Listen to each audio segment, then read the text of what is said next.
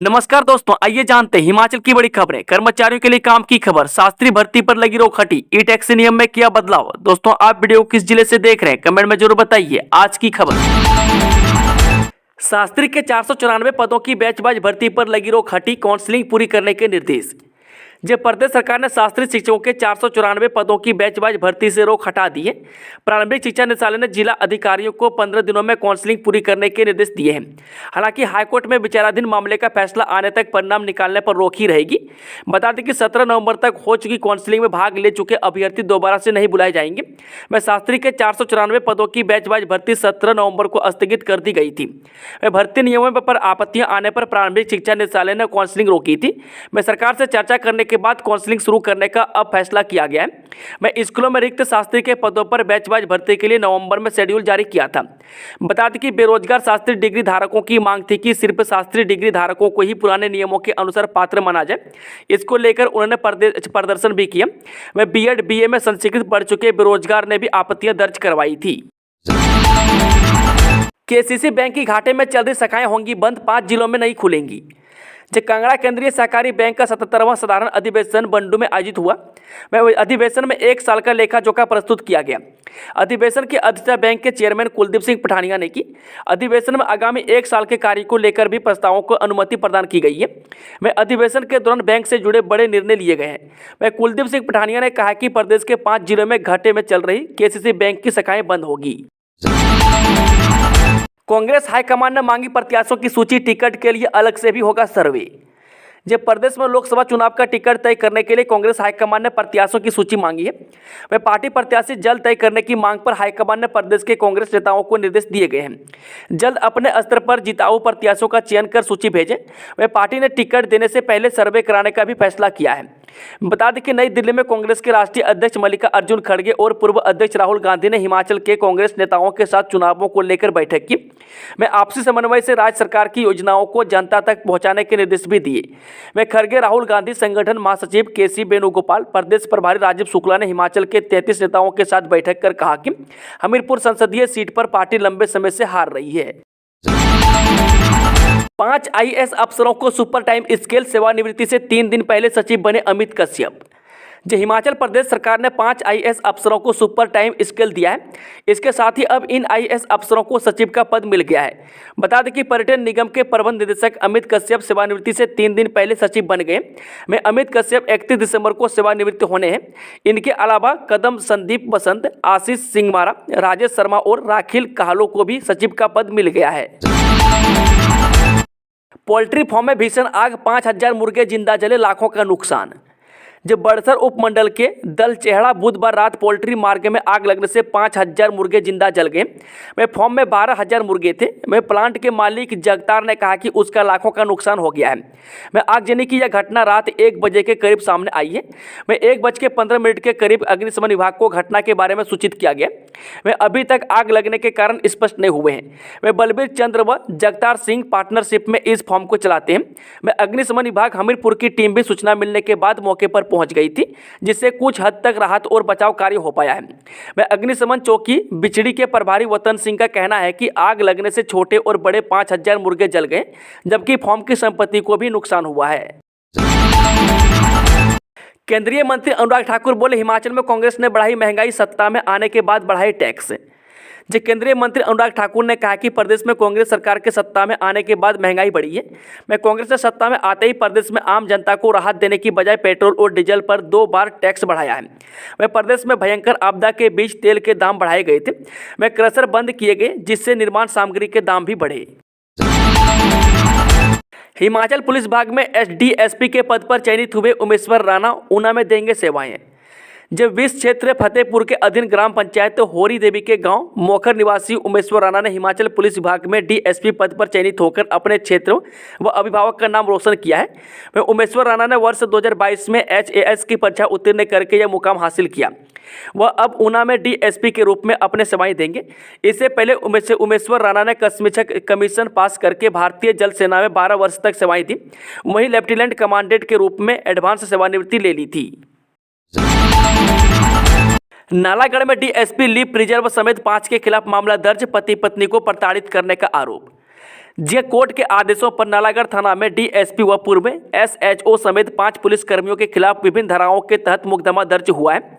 बता दें कि पुलिस अधिकारियों पर हुई कार्रवाई के बाद पुलिस प्रशासन में हड़कंप मच गया है। में पुलिस अधिकारियों पर आरोप है कि उन्होंने पुलिस रिमांड के दौरान आरोपी पति पत्नी को शारीरिक तौर पर प्रताड़ित किया, जिससे युवक के कान में चोटें पहुंची थी। इसका खुलासा मेडिकल रिपोर्ट में हुआ है।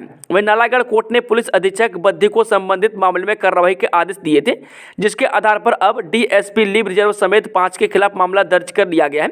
वह इस मामले की जांच एसआईटी करेगी।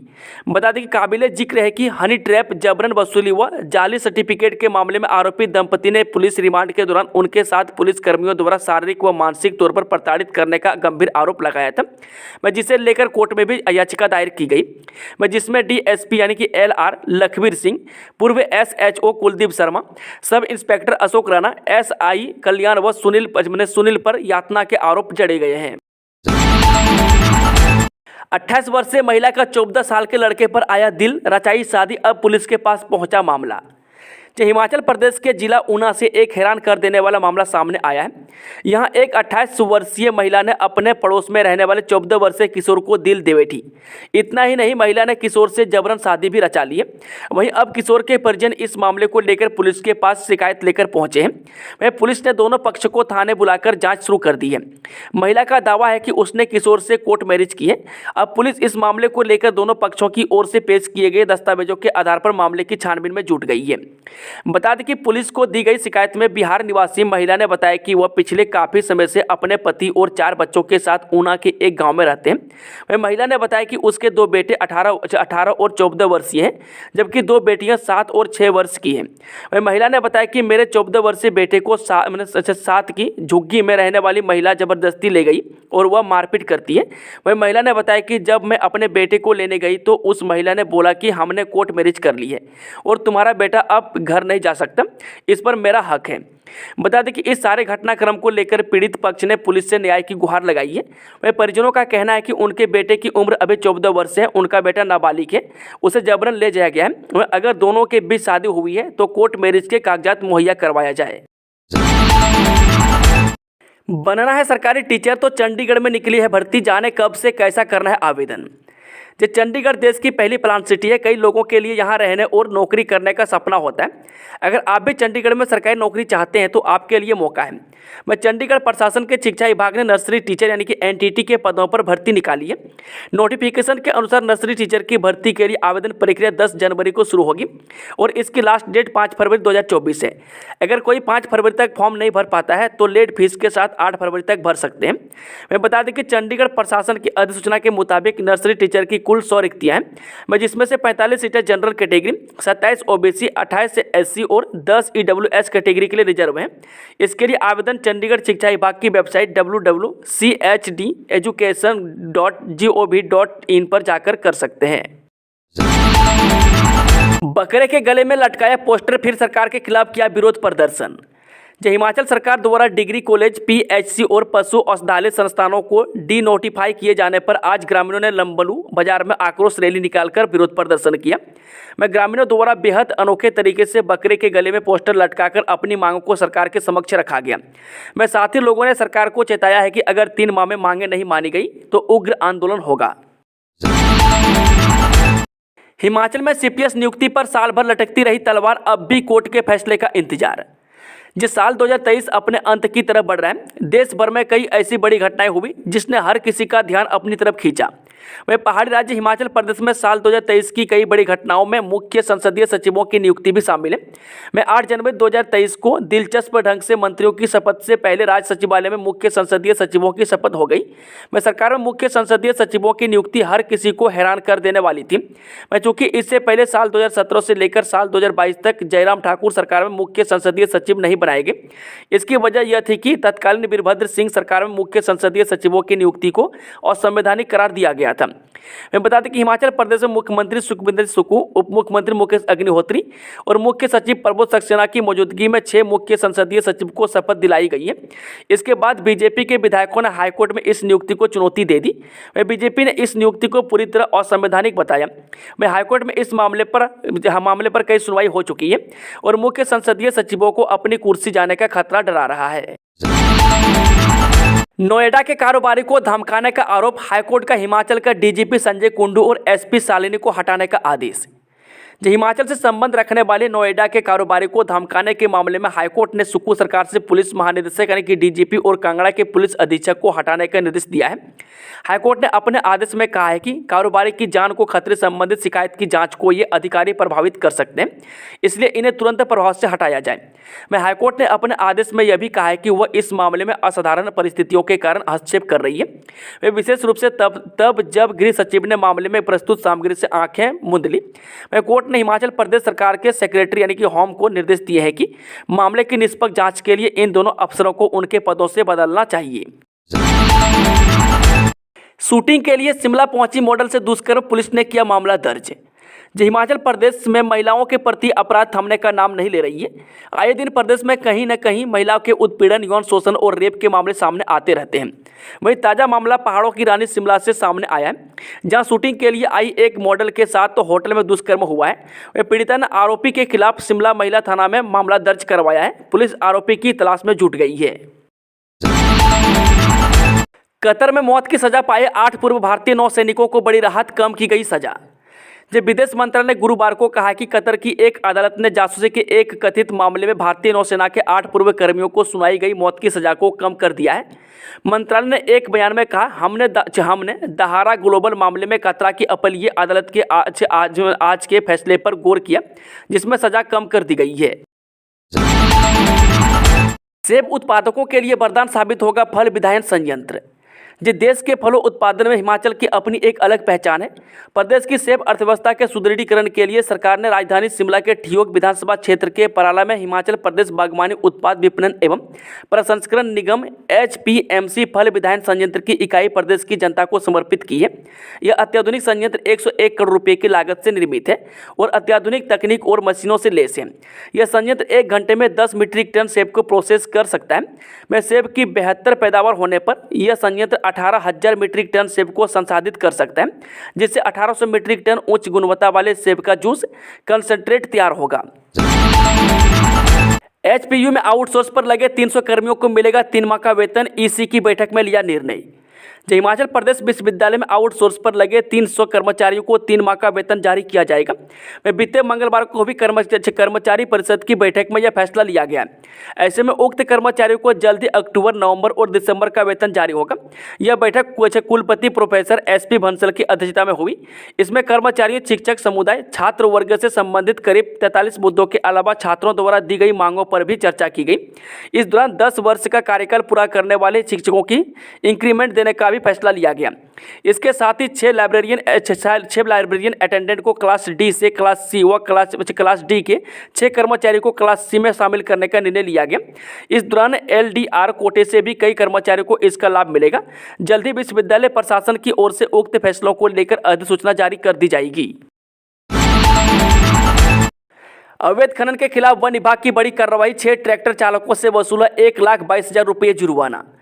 सिरमौर जिला के उपमंडल पावटा साहिब के गोजर में वन विभाग की टीम ने अवैध खनन के खिलाफ कार्रवाई कर 6 ट्रैक्टरों के चालान कर 1,22,686 रुपये जुर्माना वसूला है। जानकारी के अनुसार वन विभाग को सूचना मिली थी कि पावटा साहिब के गोजर के पास नदी में बड़े पैमाने पर अवैध खनन की गतिविधियों को अंजाम दिया जा रहा है। सूचना मिलने के बाद वन विभाग की टीम ने गोजर नदी में दबिश की। इस दौरान नदी में ट्रैक्टर चालक अवैध खनन की गतिविधियों में लगे हुए थे। वन विभाग की टीम को देखकर कुछ ट्रैक्टर चालक मौके से भाग खड़े हुए। वन विभाग की टीम ने 6 ट्रैक्टरों को पकड़कर चालान कर 1,22,686 रुपये का जुर्माना वसूल किया है। बता दें कि वन विभाग पावटा साहिब के DFO ऐश्वर्या राज ने बताया कि वन विभाग की टीम ने अवैध खनन के खिलाफ कार्रवाई करते हुए 6 ट्रैक्टरों को चालान किया है। All India inter university athletics championship में हिमाचल की बेटी निकिता ने जीता गोल्ड मेडल। उड़ीसा की राजधानी भुवनेश्वर में हुई all India inter university athletics championship में जिला सिरमौर के गिरिपार क्षेत्र की निकिता शर्मा ने 1500 मीटर दौड़ में देश भर में प्रथम स्थान हासिल कर हिमाचल प्रदेश का नाम रोशन किया है। एथलेटिक्स कोच राकेश चौधरी ने बताया कि राष्ट्रीय स्तर की इस दौड़ में निकिता शर्मा ने गोल्ड मेडल हासिल कर एक और उपलब्धि हासिल की है। इससे पहले अक्टूबर माह में ही चंडीगढ़ में निकिता ने गोल्ड मेडल झटका था। वहीं निकिता शर्मा ने नवंबर माह में छत्तीसगढ़ के बिलासपुर में द्वितीय national open women under 23 senior athletes प्रतियोगिता की 1500 मीटर दौड़ में स्वर्ण पदक और 800 मीटर दौड़ में कांस्य पदक अपने नाम किया था। वह राष्ट्रीय स्तर पर लगातार सफलता हासिल कर निकिता ने अपनी प्रतिभा का डंका बजाया है। वह राकेश चौधरी ने बताया कि निकिता शर्मा जिला सिरमौर के मस्तभोज के गुद्दी मानपुर की रहने वाली है। मैं निकिता के पिता फकीर चंद शर्मा बेटी की कामयाबी पर खुशी जाहिर की है। मैं निकिता ऊना मुख्यालय पर अपने कोच राकेश चौधरी की देखरेख में प्रशिक्षण हासिल कर आगे बढ़ रही है। वह प्रशिक्षण ने बताया कि वह दिन अब दूर नहीं जब निकिता देश के लिए मेडल जीतेगी। राम मंदिर में 400 साल पुराना सपना होगा पूरा, अब टेंट में नहीं रहेंगे रामलला, बोले अनुराग ठाकुर। केंद्रीय सूचना प्रसारण एवं खेल मंत्री अनुराग सिंह ठाकुर गुरुवार को एक दिवसीय पर हिमाचल प्रदेश के हमीरपुर दौरे पर कांगड़ा हवाई अड्डे पहुंचे। अनुराग ठाकुर हमीरपुर जिला की बड़सर विधानसभा क्षेत्र की ग्राम पंचायत सोहरी में विकसित भारत संकल्प यात्रा में भाग लेंगे। साथ ही भोटा और बड़सर में सेक्टर प्रभारियों से बैठक करेंगे। वह कांगड़ा हवाई अड्डे पर केंद्रीय मंत्री अनुराग सिंह ठाकुर राम मंदिर की प्राण प्रतिष्ठा पर कहा कि 450 साल का लंबा इंतजार खत्म होने को आया है। वह भारत की कई पीढ़ियों ने भव्य राम मंदिर की कल्पना की थी, वह पूरा होने जा रहा है। उन्होंने कहा कि देश भर से लोग भव्य राम मंदिर के दर्शन करना चाहते हैं। उनका प्राण प्रतिष्ठा के दिन के बाद आना जाना शुरू होगा। कांग्रेस हाईकमान को सता रही सुक्खू सरकार की गारंटी की चिंता, जयराम ठाकुर ने पार्टी पर साधा निशाना। नेता प्रतिपक्ष जयराम ठाकुर ने कहा कि आगामी लोकसभा चुनावों में भारतीय जनता पार्टी चारों लोकसभा सीटों पर जीत सुनिश्चित करेगी। उन्होंने कहा कि कांग्रेस की बैठक दिल्ली में चल रही है, पर चर्चा और चिंता केवल मात्र हिमाचल में जमीनी हकीकत की हो रही है। मैं दिल्ली को भी आज हिमाचल में दी गई गारंटियों की चिंता सताने लगी है। नरेश चौहान बोले लोकसभा चुनाव में सत्ता परिवर्तन तय, बदलेगी देश की दिशा और दशा। जब मुख्यमंत्री के प्रधान मीडिया सलाहकार नरेश चौहान ने कहा कि लोकसभा चुनाव में सत्ता परिवर्तन तय है, चुनाव के बाद देश की दिशा और दशा बदलेगी। वह वीरवार को प्रदेश कांग्रेस मुख्यालय राजीव भवन शिमला में पार्टी का स्थापना दिवस मनाने के बाद प्रेस को संबोधित करते हुए नरेश चौहान ने कहा कि प्रदेश में सुखविंदर सिंह सुक्खू की सरकार बेहतर कार्य कर रही है। वह सरकार ने एक साल में पहली बार 11,000 करोड़ का अतिरिक्त राजस्व अर्जित किया है। भारत न्याय यात्रा पर अनुराग का कटाक्ष, कश्मीरी पंडितों को न्याय दिलाने में असफल रही कांग्रेस।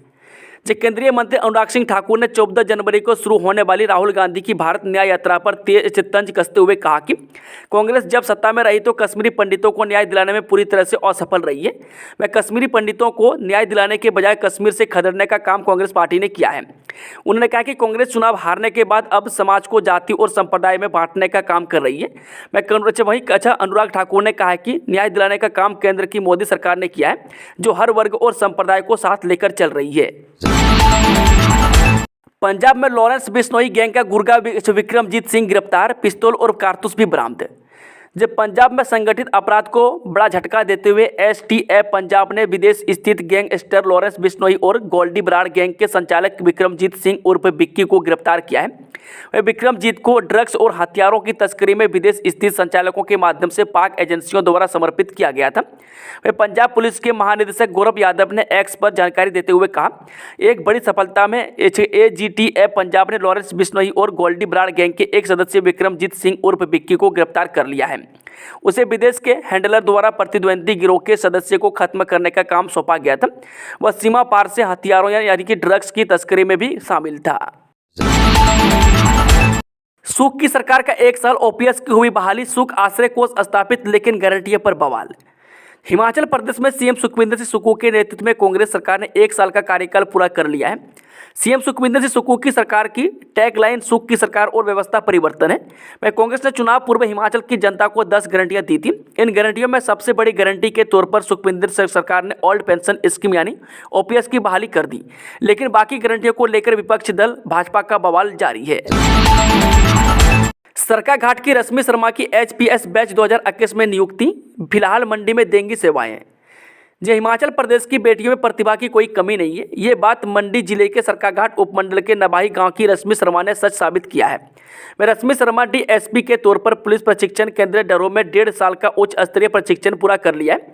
मैं रश्मि ने अपने अन्य 2 डीएसपी साथियों मयंक शर्मा और उमेश्वर राणा के साथ पास आउट किया है। मैं डरोह में पासिंग आउट परेड के मौके पर रश्मि के पिता देवराज भारद्वाज और माता मीनाक्षी शर्मा मौजूद रही। मैं रश्मि के पिता भारतीय स्टेट बैंक से अधिकारी के तौर पर सेवानिवृत्त हुए, वहीं माता शिक्षा विभाग से सेवानिवृत्त हुई है। वह पासिंग आउट के मौके पर इन्होंने अपनी बेटी रश्मि शर्मा के कंधों पर स्टार लगाए और बेटी बेटी की इस उपलब्धि पर अपने को गौरवान्वित महसूस किया। इस मौके पर उनके पति सूर्या शर्मा और अन्य परिजन भी मौजूद रहे। मैं 13 दीक्षांत समारोह में पासिंग आउट मौके पर डरोह पुलिस प्रशिक्षण केंद्र के प्रधानाचार्य पुलिस उप महानिरीक्षक विमल गुप्ता ने रश्मि शर्मा को इंडोर बेस्ट खिताब से सम्मानित किया।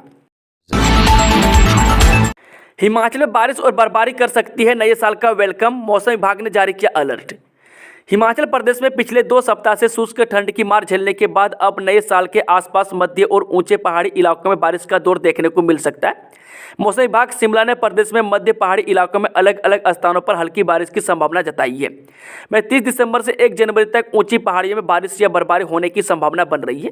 मौसम विभाग शिमला के अनुसार एक ताज़ा पश्चिमी विक्षोभ 30 दिसंबर से उत्तर पश्चिमी भारत में सक्रिय होने जा रहा है, जिससे मध्य और ऊंचे पहाड़ी इलाकों में 30 दिसंबर से 1 जनवरी तक बारिश या बर्फबारी की पूरी संभावना है।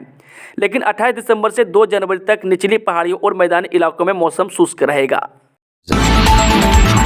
देश में कोविड के 702 नए मामले, सुपरस्टार विजयकांत समेत 6 मरीजों की मौत। जब भारत में एक दिन में कोविड के 702 मामले सामने आए हैं, इससे संक्रमण के सक्रिय मामले की संख्या बढ़कर 4097 हो गई है। स्वास्थ्य मंत्रालय ने बृहस्पतिवार को यह जानकारी दी। सुबह 8 बजे अपडेट किए गए मंत्रालय के आंकड़ों के अनुसार 24 घंटे की अवधि में 6 नई मौतें हुई हैं। इनमें 2 महाराष्ट्र से और एक कर्नाटक, केरल, पश्चिम बंगाल और दिल्ली में हुई है। वहीं आज सुबह साउथ फिल्म इंडस्ट्री के सुपरस्टार विजयकांत का निधन हो गया। वह बताया जाता है कि उनकी मौत कोरोना के चलते हुई है। वह कोरोना पॉजिटिव पाए गए थे। वह विजयकांत मुरपोकू द्रविड़ कड़गम पार्टी के फाउंडर भी थे। वह देश में 22 दिसंबर को 752 नए मामले दर्ज किए गए थे। वह 5 दिसंबर तक दैनिक मामले की संख्या घटकर दोहरे अंक में आ गई थी। लेकिन एक नए संक्रमण के उभरने और ठंड के मौसम की स्थिति के बाद मामले फिर से बढ़ गए। वह महामारी के चरम पर दैनिक संख्या लाखों में थी। एचआरसी ड्राइवर कंडक्टरों ने रेस्ट डे बंद किए जाने का किया विरोध, डीएम पर लगाए दुर्व्यवहार करने का आरोप, बस सेवा बंद। एचआरटीसी चालक और परिचालक प्रबंधन के खिलाफ सड़कों पर उतर आए। इनका आरोप है कि डीएम मंडी ने लॉन्ग रूट पर चलने वाले चालकों और परिचालकों के रेस्ट डे को बंद कर दिया है। जब यूनियन राज्य कार्यकारिणी ने डीएम के समक्ष इस बारे में अपनी बात करना चाही तो डीएम ने उनके साथ दुर्व्यवहार किया, जिसके बाद चालक व परिचालकों ने मंडी डिपो के सभी चालकों व परिचालकों के 135 बसों के चक्के जाम कर डीएम गेट के बाहर ही धरना प्रदर्शन कर दिया है। प्रदर्शन कर रहे कर्मचारियों का कहना है कि चालक व परिचालक जॉब लॉन्ग रूट पर जाते थे तो उन्हें रेस्ट के लिए 1 दिन का समय दिया जाता था। अब चालकों व परिचालकों को उसी दिन वापस ड्यूटी पर बुलाया जा रहा है, जो सरासर अन्याय है। वह एचआरसी चालक यूनियन के राज्य प्रधान और जेसीसी के अध्यक्ष मानसिंह ठाकुर ने डीएम पर आरोप लगाया है। ई टैक्सी के लिए फिर से बदली एसओपी, अब 10वीं पास आवेदक के लिए 10 की बजाय 7 साल का ड्राइविंग एक्सपीरियंस जरूरी। सीएम सुखविंदर सिंह सुक्खू ने पार्टी की चुनाव पूर्व गारंटियों में से एक स्टार्टअप योजना की शुरुआत तो कर दी, लेकिन इसके नियमों में फिर से बदलाव किया गया। राजीव गांधी स्वरोजगार स्टार्टअप योजना 2023 के तहत अब आवेदक युवा अगर 10वीं पास है तो उसके पास 7 साल का वाहन चलाने का अनुभव होना चाहिए। वह पहले 10वीं पास युवा के लिए वाहन चलाने के अनुभव की शर्त 10 साल थी। बता दें कि परिवहन विभाग के पोर्टल पर इस योजना के तहत करीब 600 युवाओं ने ई टैक्सी के लिए आवेदन कर दिया है, लेकिन इस शर्त में बदलाव के बाद उन्हें फिर से आवेदन करना पड़ सकता है। नई नोटिफिकेशन के अनुसार अगर आवेदक युवा 10वीं पास भी नहीं है तो उसके पास गाड़ी चलाने का कम से कम 10 साल का अनुभव होना चाहिए। वह पहले की एसओपी के अनुसार +2 पास युवा के पास 7 साल का और 10वीं पास युवा के पास 10 साल का वाहन चलाने का अनुभव तय था। वह फिलहाल बाकी के नियम वही रहेंगे। दोस्तों, आज का प्रोग्राम सिलसिला समाप्त होता है। अगर जानकारी पसंद आई हो तो वीडियो को लाइक, शेयर, चैनल को सब्सक्राइब जरूर कर लें।